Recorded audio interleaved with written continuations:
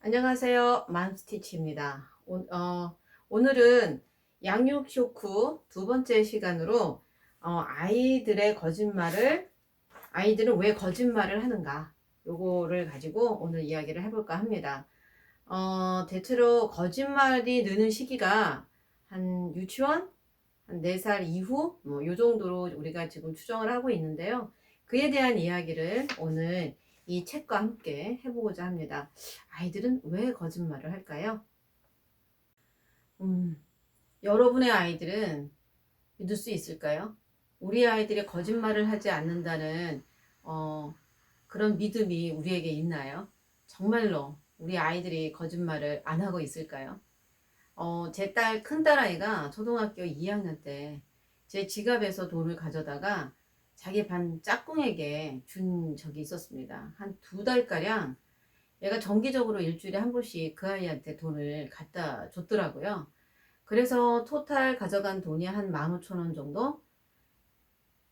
그때 거짓말을 하더라고요. 제 돈에서 가져갈 때 뭘 사야 된다는. 근데 나중에 알고 봤더니 그 옆에 있는 짝꿍한테 뭘 이렇게 사주거나 아니면 그 짝꿍이 돈을 달라고 그래서 그거를 다른 이유로 저한테 가지고 와서 거짓말을 하고 돈을 가져갔던. 그리고 어쩔 때는 한 2-5번 정도는 제 지갑에서 그냥 가져간 적이 있었습니다. 그래서 정말로 깜짝 놀랐고 이 아이가 어긋나는 건 아닌가 이런 생각을 굉장히 했었습니다. 그리고 이제 얼른 담임 선생님하고 이제 이야기를 나눠서 이 일을 수습을 했는데, 이 일을 어떻게 해결하느냐 이거에 대해서 되게 많이 난감했었던 적이 있었습니다. 그때 이 책이 도움이 됐어요. 양육 쇼크에서 아이들은 왜 거짓말을 하는가, 정말 아이들의 거짓말을 우리는 얼마나 할 수 있을까, 이러면서 거짓말에 대한 실험을 했더라고요. 그런데 모든 아이들이 거짓말을 하는 거를 실험적으로 증명해냈습니다. 이 책을 읽어보시면 아이들이 거짓말을 하는구나, 그리고 이 거짓말을 막을 수는 없겠구나, 이런 생각을 했습니다. 그래서 그렇다면 아이들의 거짓말을 어떻게 우리가 고쳐갈 수 있을까, 바로 잡아갈 수 있을까. 그런데 실은 우리도 살면서 거짓말을 하잖아요. 선의의 거짓말이라고 해서. 아니면 오늘 이제 예를 들어서 이런 일도 있었습니다. 아이들한테 제가 오늘 저녁에 엄마랑 멋진 레스토랑에 가서 맛있는 밥을 먹자 이렇게 약속을 했는데 갑자기 학교에서 일이 생긴 거예요. 그래서 회의가 늦게 끝나서 밤 10시에 퇴근한 적이 있습니다. 그런데 저는 거짓말을 하게 돼버린 거예요. 그래서 아이들은 엄마가 어떤 상황에 있는지 그거는 이해 못하고 엄마와 자기들과 약속한 그것을 어겼다는 거, 그래서 엄마가 거짓말을 했다는 거, 그것에 대해서만 아이들이 생각을 하더라고요. 그래서 아이들은 이런 걸로 인해서 거짓말을 배웁니다. 그래서 우리가 그렇다고 거짓말을 안 할 수 없는 상황이 없거든요. 그러니까 이런 것들을 어떻게 하면 아이들이 거짓말을 할 수 있는 상황, 그리고 하지만 그래도 항상 진실을 말할 수 있는 것, 이런 것들을 구분해 가면서 가르치는 건 어떻게 가르쳐야 되는지 우리가 한번 고민을 해볼 필요가 있습니다. 예, 그래서 우리가 거짓말을 고치기 위해서 이런 이야기를 하죠. 양치기 소년과 늑대. 양치기 소년이 그 3번의 거짓말을 하면서 결국은 거기에 대한 벌을 받는 이야기가 있어요. 이솝우화에. 그런데 우리가 그 거짓말을 고치기 위해서 이제 그런 이야기를 많이 들려주는데, 그것보다는 조지 워싱턴에 대한 실화가 굉장히 아이들에게 도움이 된다라는 이 실험적 연구를 이 책에서 말을 하고 있어요.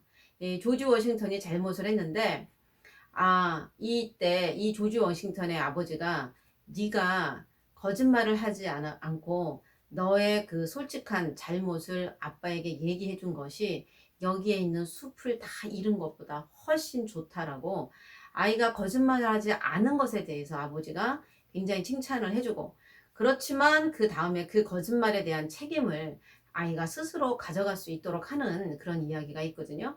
그래서 그것을 보면서 오히려 아이들이 그 이야기를 통해 아이들은 거짓말을 하지 않아야겠다.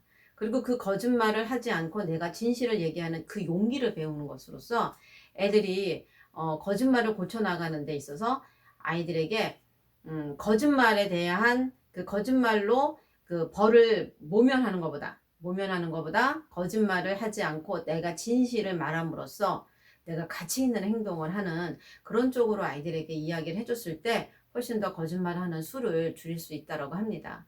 그래서 우리가 아이들에게 거짓말이라는 것을 나쁘다라고 이야기를 하면서 아이들에게 거짓말이 아닌 진실을 말하는 걸 가르칠 때는 그 진실을 말하는 용기와 그리고 본인들이 보통 잘못했을 때 이 벌 받는 걸 두려워해서 아이들이 거짓말을 하는 거거든요. 그랬을 때 자기의 잘못을 인정하고 그것을 이야기하는 용기, 그리고 내 잘못을 혼나는 게 아니라 내 잘못에 대한 잘못의 책임을 지우는 것, 그런 것들에 가치를 부여한다면 아이들이 거짓말하는 것을 줄여갈 수 있다고 합니다. 그래서 부모들이 아이들에게 거짓말하지 않는 것을 가르칠 때는 부모들 먼저 거짓말하지 않도록, 그리고 부모조차도 내가 거짓말을 해야 되는 그런 상황에서는 아이들에게 맥락적으로 설명해 볼 필요가 있다라는 겁니다.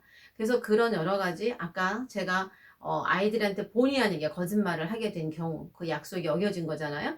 그러니까 그렇게 됐을 때는 그런 상황을 먼저 설명을 잘 하고 그 다음에 추후에 이런 상황이 다시 이루어지지 않도록 아이들에게 더 철저하게 약속을 지켜나가는 거죠. 그래서 부모로부터 거짓말은 배운다라고 하는 것이 있는데 이것이 이제 바로 뭐냐면 우리가 일상에서 부모들도 그냥 쓱 일상에서 지나가 버리면서 생겨나는 그런 어떤 거짓말 때문에 아이들도 배운다는 거예요. 그래서 우리도 행동 하나하나에 아이들에게 본이 될 수 있는 그런 행동들을 한번 돌이켜보면 어떨까라는 생각을 합니다. 거짓말이라는 것들에 대한 것들이 되게 많이 연구가 되고 있지만 우리가 아이를 키울 때 그리고 일상에서 아이를 키울 때는 그 거짓말을 통해서 아이들이 그 벌 받는 것을 피하기 위한 그리고 엄마 아빠한테 잘 보이기 위해서 거짓말을 하는 거거든요. 그랬을 때 엄마 아빠는 그 거짓말 했다는 사실에 아이를 뭐라고 추궁하기보다는 왜 이 아이가 거짓말을 했을까? 이 거짓말을 통해서 이 아이가 아빠 엄마한테 무엇을 알리려고 했을까? 그걸 먼저 좀 바라보도록 하는 것이 되게 중요하고요. 그 다음에 이제 이 거짓말을, 그러니까 아이가 어떤 잘못을 했을 때 그 잘못을 바르게 얘기할 수 있는 용기를 가르쳐 주고 칭찬해 주는 것을 잊지 않았으면 합니다. 그래서 아이가 거짓말을 통해 자기의 잘못을 뒤로 숨기는 것보단 진실을 말하면서 그 잘못에 대한 책임을 지는 것을 가르쳐 준다면 아이들이 하는 거짓말을 어느 정도 이렇게 줄여갈 수 있지 않을까 생각합니다. 그리고 거짓말을 잘하는 아이들은 지능이 높다라고 합니다. 왜냐하면 그런 맥락적인 이야기를 만들어 가려면 머리가 좋아야 되거든요.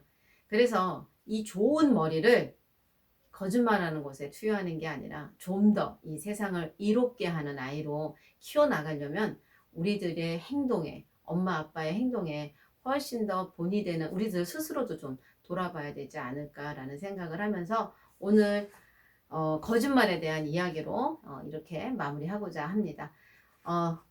또 버벅거렸죠? 자, 그래도 아직 초보이니까 잘 들어주시고요. 구독과 좋아요 부탁드리겠습니다.